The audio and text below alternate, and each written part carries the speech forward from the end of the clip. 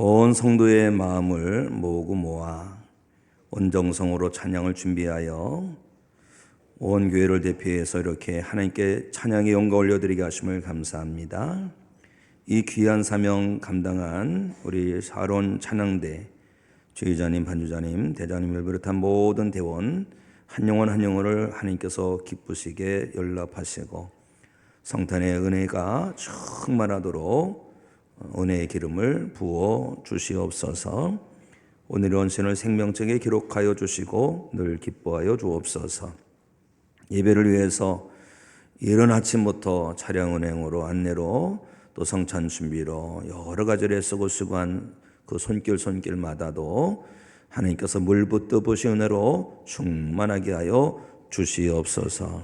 하나님, 우리 또 병조에 있는 성도들이 계십니다. 성탄의 기쁨 가운데 함께 모여 예배를 원하오나 하나님, 우리 영선현 장로님 입원 중에 있습니다.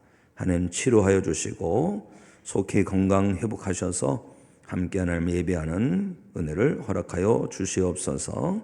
또 우리 박성영 권사님 힘내어서 그동안 병마와 싸우는 가운데 힘내어서 오늘도 나와서 예배합니다. 모든 치료 과정 가운데 함께 하시고 탁월하게 치료가 온전히 이루어지도록 축복하여 주시옵소서. 오늘 모든 세대가 함께 하나님을 예배합니다. 우리 어린이들, 청소년들, 청년들을 축복하여 주시옵시고 그 앞에 시온의 대로를 허락하여 주시옵시며 하나님께서 붙드시사 존귀하게 쓰임받는 복된 인생 되게 하여 주시옵시고 할머니, 할아버지가 기도하고 어머니, 엄마, 아빠가 기도합니다. 그 기도를 살피셔서 자녀 가운데, 손주들 가운데 하나님의 응답이 임하도록 축복해 주시옵소서. 하나님, 또 병마와 싸우느라 나오지 못한 성도들 영상으로 함께하고 있습니다. 멀리 줄태에서 나오지 못한 성도도 영상으로 함께하고 있습니다. 주님 찾아주셔서 그곳에도 성탄의 기쁨과 감사와 평강이 가득하게 하여 주옵소서. 말씀을 듣습니다. 주시는 말씀으로 인하여 우리의 영혼이 새로워지게 하시고 속사람을 빚어주시옵시고 예수님 닮아가게 하시고 말씀 듣는 중에 성령 충만함으로 기름 부음 받게 하여 주옵소서. 예수 그리스도의 이름으로 축복하고 기도하옵나이다. 아멘. 오늘 우리에게 모든 세대가 함께 예배를 합니다. 특히 우리 어린이들 많이 나왔어요. 우리 어린이들 어디 계신가요? 손 들어보세요. 네, 이혜리가 손 들었어요. 저 어디에도 있고 위에도 있는데 우리 어린이들 축복의 박수 하겠습니다. 네, 축복합니다. 네, 우리 교회 청소년도들, 우리 중학생들, 고등학생들 나와서 예배합니다. 요즘 청소년기만 돼도 어디서 보면 어른인 줄 알아요. 지금 어른처럼 의젓하게 예배를 드리고 있습니다만 청소년 세대입니다. 우리 청소년들 축복하겠습니다. 네, 축복합니다. 자, 그리고 청년 세대, 아직 어른이지만 어른인 것 같지 않은 낀 세대라고 할 수 있겠죠. 그래도 우리 청년들이 열심히 믿음에 매진을 하고 있습니다. 우리 청년들 얼마나 이 시대가 불안합니까? 그래도 꿋꿋하게 믿음 붙들고 하나님을 예배하고 있습니다. 우리 청년들을 축복하겠습니다. 네, 축복합니다. 자, 오늘 기쁘고 복된 성탄절에 주님 전에 올라 함께 예배하는 모든 성도 여러분들을, 어린이 여러분, 청소년 여러분, 청년 여러분, 성도 여러분들을 주님의 이름으로 환영합니다. 특별히 이곳에 계신 모든 분들 가운데 하나님의 평강이, 성탄의 은총이 가득하게 임할 줄로 믿습니다. 옆에 분과 우리 아까 인사했지만 다시 한번 이 성탄의 기쁨을 가지고 얼굴을 활짝 핀 다음에 펴서 이렇게 인사 나누도록 하겠습니다. 영어가 잘 안 되시는 분도 한번 해보세요. 예. 메리 크리스마스. 네. 네. 눈을 안 마주치면 가짜라고 합니다. 눈을 마주치면서 이번에는 우리나라 말로 행복한 성탄절 되세요. 네. 복된 성탄절 되세요. 네. 그냥 처음부터 끝까지 인사만 하다 말면 되겠죠? 네, 성탄은 참 기쁘고 감사한 건데요. 제가 성탄절 예배를 드리기 전에 저 회개했어요. 지난해보다 성탄의 기쁨이 좀 덜한 것 같아가지고 제 마음이겠지만 기분이겠지만 그래도 성탄은 믿는 자에게 있어서 가장 행복한 날이 되어야 되는데 그러지 못한 제 모습을 보면서 회개했습니다. 성도 여러분 가운데 정말로 인사처럼 메리 크리스마스가 되기를, 성탄의 기쁨이 충만하고 충만하여서 그 기쁨이 자녀들 가운데, 이웃 가운데 흘러들게 되기를 주님의 이름으로 축복합니다. 축복합니다.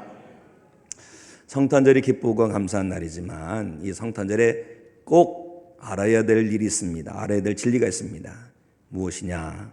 바로 하나님은 말씀을 이루시는 분이시다라는 것을 꼭 알아야 하겠습니다.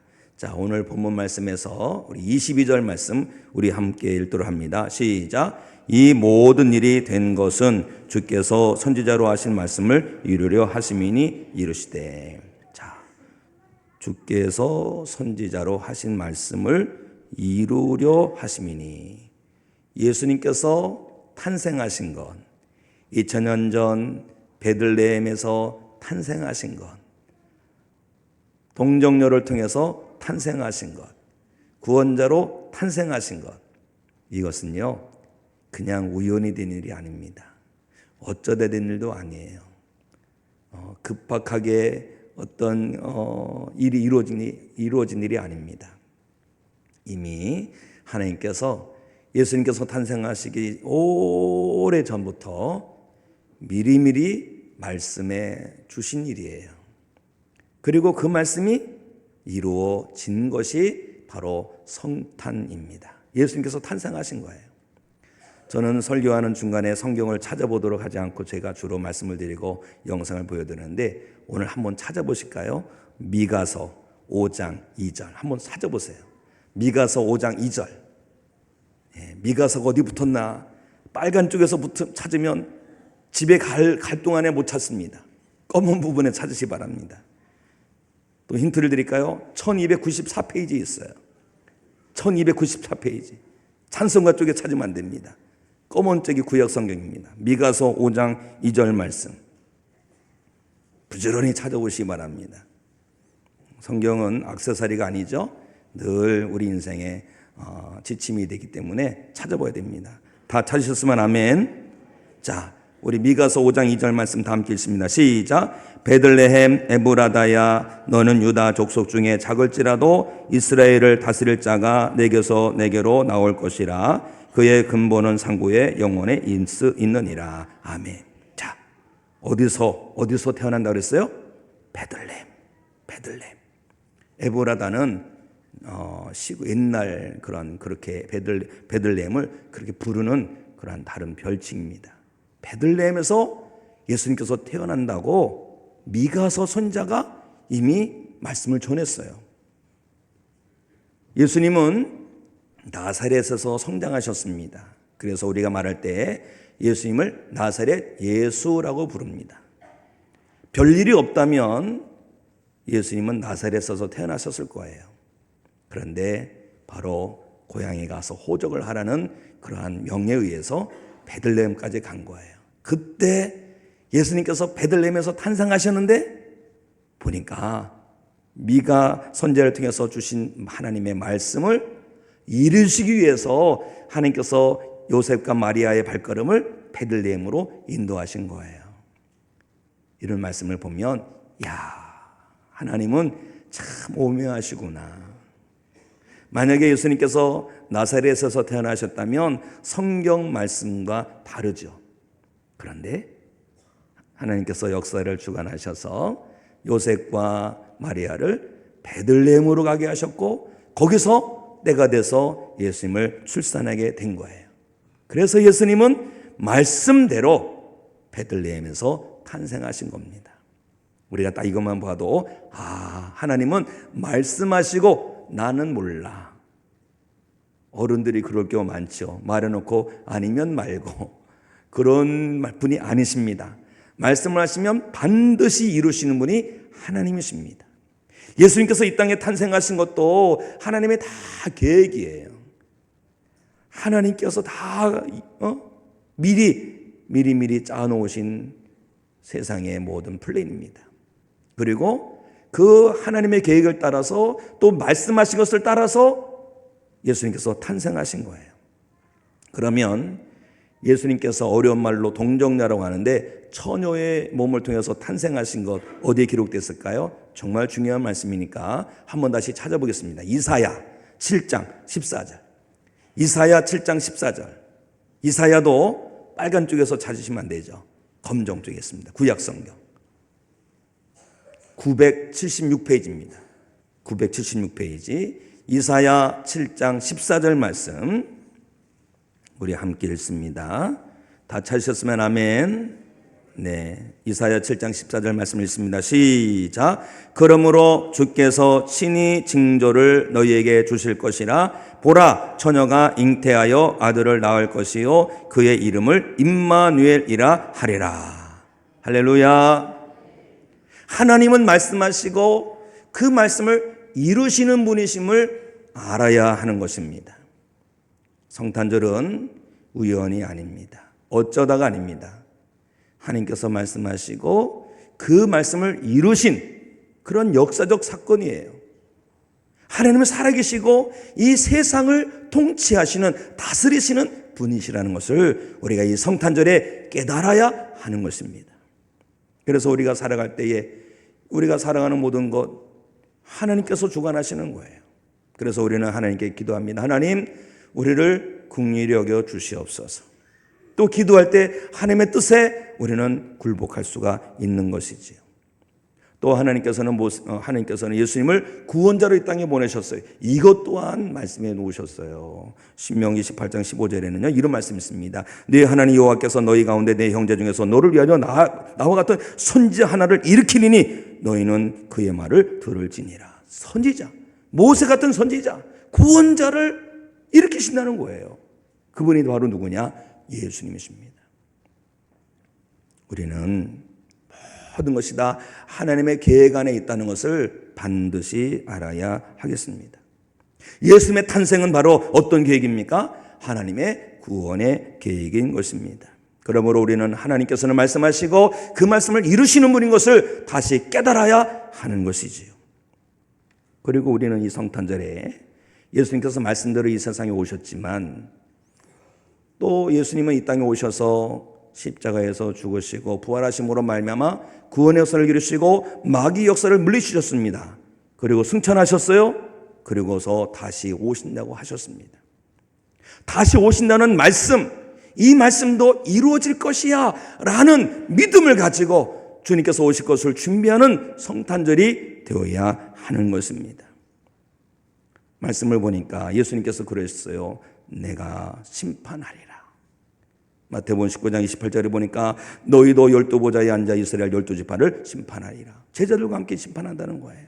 또 사도 바울도 디모데후서 4장 1절에 보니까 하나님 앞과 살아있는 자와 죽은 자를 심판하실 그리스도 예수라고 증거하고 있습니다.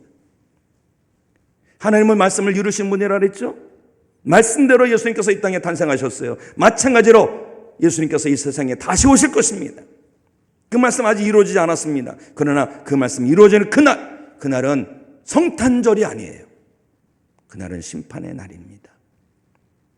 우리는 이 성탄절에 우리를 구원하기 위하여 이 땅에 오신 예수님, 말씀이 이루어진 이 은혜를 기뻐하고 경배하는 성도가 될 뿐만 아니라 예수님께서 다시 오신다면 그날도 반드시 이루어질 텐데 그날을 우리가 깨어 준비해야 되겠구나라는 이 진리를 우리가 깨달아 알고 내 믿음을 추스리시고 하나님 앞에서 바로 서기를 거룩하게 몸부림치는 성도가 되어야 할 줄로 믿습니다. 성탄절에는 우리가 기쁨으로 하나님 감사합니다. 구원자를 보내주셔서 감사합니다라고 함께 기뻐하고 찬양하고 경배해야 됩니다. 그런데 심판날은 어떨까요? 그때는 정말 무서운 날이에요. 여차하는 순간에 어떤 사람은 지옥에 던져질 것이고 어떤 사람은 여차하는 순간에 천국으로 들림받을 거예요. 그날은 심히 두렵고 떨리는 날이 될 것입니다. 문제는 뭐냐? 그날은 반드시 이루어지고 그날에 당해서는 준비할 수 있는 게 아니에요. 지금부터 그날이 언제인지 모르지만 지금부터 말씀을 이루신 하나님께서 심판의 날도 이루실 텐데 그 날이 이루어지기 전에 우리는 깨어 하나님의 사람으로 예수님의 사람으로 거듭나지고 온전해지고 예수님을 따르는 예수님의 제자가 되어야 할 줄로 믿습니다. 예수님께서 말씀대로 이 세상에 오신 것처럼 예수님께서 말씀대로 이 세상에 다시 오시는데 그때는 심판주로 오신다는 것을 기억하고 이 성탄절에 예수님이 오심을 기뻐하고 또 내 모습은 어떤가, 믿음의 모습은 어떤가 돌아보고 다시 오실 예수님을 준비함을 위해서 깨어나는 우리 모두가 되기를 주 예수 그리스도 이름으로 축원합니다. 우리가 성탄절에 알아야 될 진리가 하나님의 말씀을 이루신 분이라는 진리를 알아야 된다면 두 번째는 성탄은 하나님의 임마누엘의 은혜라는 것을 깨달아 알아야 되겠습니다. 따라서 하겠습니다. 임마누엘의 은혜. 자, 우리 23절 말씀 우리 다 함께 읽습니다. 23절 시작. 보라, 처녀가 잉태하여 아들을 낳을 것이요 그의 이름은 임마누엘이라 하리라 하셨으니 이를 번역한즉 하나님이 우리와 함께 계시다 함이라. 아멘. 우리 어른들은 다 아니까 안 물어보겠어요. 어린이 여러분, 예수님에게는 다른 이름이 있는 거 아시죠? 어떤 이름일까요? 금방 성경 읽었잖아요. 임마누엘이에요. 임마누엘. 예수님의 또 다른 이름 임마누엘. 임마누엘이 무슨 뜻입니까? 하나님께서 우리와 함께 계시다라는 뜻입니다. 예수님께서 이 땅에 탄생하신 것은 하나님께서 우리와 함께 하신다는 징표예요. 결혼할 때 결혼 반지를 낍니다. 어떤 징표예요? 내가 너를 사랑해. 이런 징표예요. 서로 반지를 교환하면서 사랑이 영원하기를 다지는 것이죠. 하나님께서 함께 하신다는 것은 하나님을 경외하는 사람들에게는 정말 기쁜 일이고 정말 복된 일입니다. 복 중에 복이지요. 그러나 반대로 하나님을 부인하고 하나님을 거역하고 하나님을 불신하는 사람들은 하나님께서 우리와 함께 하신다는 그 진리 자체가 정말 거북하고 두렵고 인정하고 싶지 않은 그러한 말일 것입니다. 그런데요, 믿는 자에게는 이보다 더 큰 축복이 없어요. 하나님께서 함께 하신 것이 얼마나 좋은 일인데요. 자, 우리가 성경을 통해서 알고 있는 내용을 한번 살펴볼까요? 출애굽한 이스라엘 백성들 가운데 하나님이 계셨습니다. 출애굽한 이스라엘 백성들 가운데 하나님 계셨는데 하나님께서 계셔도 이 땅에서 살아가는 길이 어떻습니까? 평탄합니까? 순탄합니까? 아니요, 막혀요. 홍해에 막힙니다. 그런데 하나님께서 함께 하시니까 그 길이 없는 홍해 앞에서 하나님 역사하셔서 길이 열리는 거예요. 바다가 갈라지는 거예요. 또 예수님 때는 어떻습니까? 바다가 갈라지니까 예수님 무리를 걸어가시는 거예요. 하나님 함께 하시면 이런 역사가 있는 거예요. 또 이스라엘 백성들이 광야길을 갈 때에 광야길이라는 것은 낮에는 덥고 밤에는 추운 거예요. 그런데 하나님께서 함께 하시니까 하나님께서 어떤 은혜를 베풀어 주십니까? 구름 기둥으로 뜨거운 해를 가려주시고 불 기둥으로 추위를 막아주셔요. 또 이스라엘 백성들이 갈 때에 쓴물을 만나게 돼요. 하나님께서 함께 하시니까 쓴물이 변하여 단물이 되는 것입니다. 하나님께서 함께 하시니까 반석에서 생수가 터지는 것입니다. 하나님께서 함께 하시니까 여호수아가 여리고성을 어떻게 합니까? 백성들과 함께 그냥 돌기만 해요. 그리고 함성을 지릅니다. 그랬더니 하나님께서 함께 하시는 이스라엘 백성들 앞에서 그 여리고성이 와르르 무너지게 되는 겁니다. 그런데 반대로 이스라엘의 원수들은 어떻게 합니까? 저들 가운데 하나님이 계시구나. 하나님이 계시기 때문에 그들은 이스라엘 백성들을 바라보면서 두려워 떨 수밖에 없었던 것입니다. 하나님께서 함께 하시는 것이 정말 귀한 일이고 복 중에 복인 것입니다. 그렇기 때문에 감리교회를 우리 교단이죠. 감리교를 시작하신 웨슬리는요, 죽기 전에 온 기력을 다해서 자녀들 다 불러 모았고 그 자리에서 일어나서 그런 말을 합니다. The best of all is God is with us. 가장 좋은 것은 하나님께서 우리와 함께 계시다는 거야. 이 말을 했다는 거예요. 자녀들에게 그 말을 남기는 거예요. 하나님께서 우리와 함께 하시는 것이 가장 좋은 거야. 그렇다면 성도 여러분, 하나님께서 왜 우리와 함께 하실까요? 왜 우리와 함께 하실까요? 그것은 다른 게 아니에요. 사랑입니다. 사랑 때문에 그래요. 말라기 선지자 이후에 400년 동안 하나님의 말씀이 하나도 없었어요. 영적 암흑기예요. 왜 하나님 말씀이 없습니까? 하나님께서 말씀하지 않으셔도 세상이 잘 돌아가니까 말씀 안 하셨을까요? 아니에요. 하나님께서 보시기에도 너무 참담한 거예요. 너무 죄악이 관연한 거예요. 마치 노아 시대에 그 세상이 죄악으로 가득한 것처럼 그러한 영적으로 치일 것 같은 시대이기 때문에 하나님께서 말씀을 거두신 거예요. 그런데요, 하나님께서 그 세상을 보시고 노아 시대처럼 죄악 가득한 세상을 심판하지 않으셨다는 거예요. 만약 하나님께서 이 죄악이 가득한 세상을 보시고 심히 실망하시고 그냥 그 백성들을 포기하신다면 다른 심판으로 그 모든 백성들을 다 진멸하셨을 거예요. 그런데 하나님은 그 택하신 백성들을 포기하지 않으셨어요. 포기하지 아니하시고 오히려 임마누엘 예수님을 이 세상에 보내셔서 하나님께서 우리와 함께 하신다는 증표를 보여주신 것입니다. 그렇습니다. 이 성탄절은 다른 게 아니에요. 하나님께서 우리를 포기하지 아니하시고 여전히 사랑하신다는 증표가 성탄절인 것입니다. 사랑하는 성도 여러분, 임마누엘 예수님의 탄생은요, 하나님께서 우리를 사랑하신다는 사인이에요. 사인. 임마누엘 예수님의 탄생으로 말미암아 죄악으로 죽을 수밖에 없는 우리를 하나님께서 포기하지 아니하시고 여전히 사랑하신다는 것을 하나님께서 우리에게 보여주신 것입니다. 성도 여러분, 하나님은 저와 성도 여러분들을 사랑하십니다. 그것도 독생자 예수님을 보내주시도록 사랑하십니다. 하나님의 사랑은요, 그 모습도 끊을 수가 없어요.